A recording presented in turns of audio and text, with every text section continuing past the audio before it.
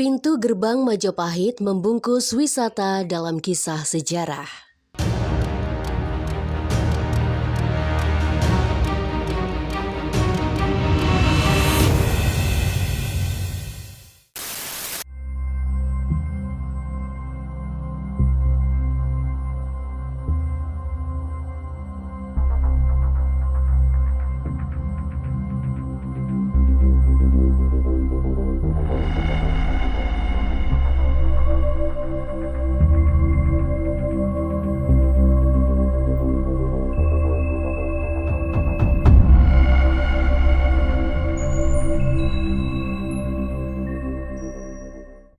Salah satu sektor pariwisata adalah educational tourism, yaitu suatu program di mana wisatawan berkunjung ke suatu lokasi wisata dengan tujuan untuk memperoleh pengalaman pembelajaran secara langsung di objek wisata tersebut.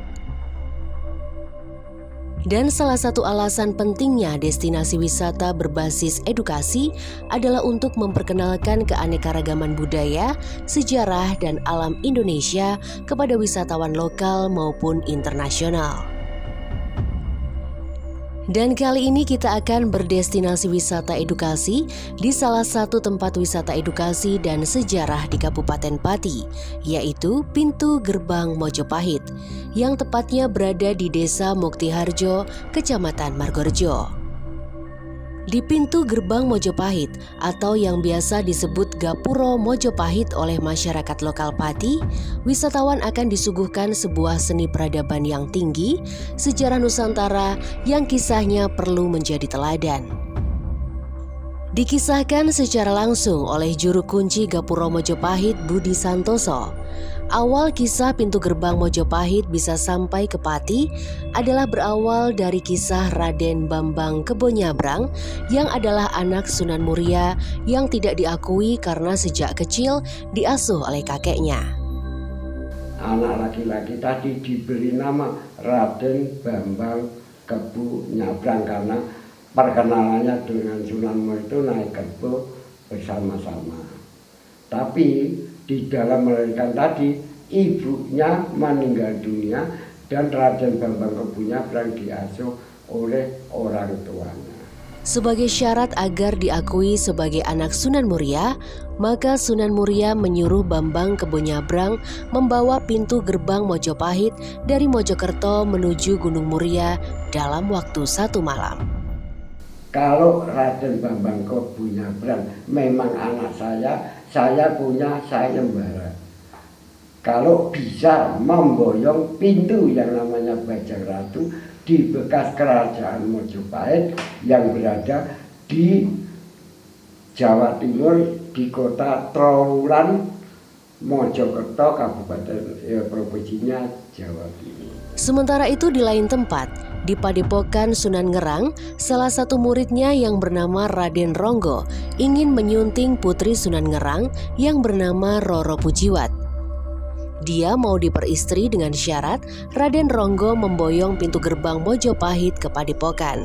Namun di sisi lain di Padepokan Sunan Ngerang ada seorang siswa yang namanya Raden Ronggo ingin mengambil putra Sunan Muria Sunan Ngerang yang namanya Roro Pujiwat atau Roro Pujiwati. Pujiwati juga punya sayembara, aku mau ambil istrinya bila mana kamu bisa memboyong Pintu Gerbang Mojopahit yang berada di Trowulan. Dan selama 1 hari harus sampai ke Padepokan Ngerang. Saya mau menjadi istrinya. Lalu Raden Ronggo berangkat. Sesampainya di bekas kerajaan Mojopahit, pintu yang namanya Bajang Ratu ini sudah tidak ada karena keduluan Raden Bambang Kebonyabrang dibawa ke arah barat. Lalu Raden Ronggo mengejar ke arah barat. Alhasil, terjadilah peperangan dan memperebutkan Pintu Gerbang Mojopahit yang membuat Sunan Muria turun ke tempat pertarungan dan berkata, "Wes, podo lereno, sak kloron podo bandole," dan membuat tempat tersebut sekarang dinamai Rondole. Dan akhirnya Raden Bambang Kebonyabrang diakui sebagai anak dari Sunan Muria dan beliau menyuruh anaknya untuk menjadi penjaga pintu gerbang Mojopahit.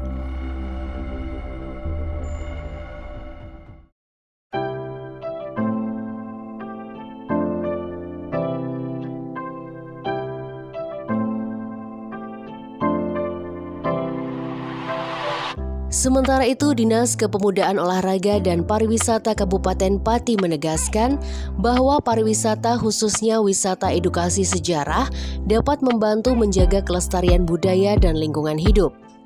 Yang tidak kalah penting adalah keterlibatan masyarakat untuk ikut peduli menjaga dan berperan merawat peninggalan sejarah. Dan pada akhirnya, bahwa sektor pariwisata memiliki peranan penting sebagai salah satu sumber bagi penerimaan devisa, serta mendorong pertumbuhan ekonomi nasional khususnya dalam mengurangi jumlah pengangguran dan meningkatkan produktivitas suatu negara.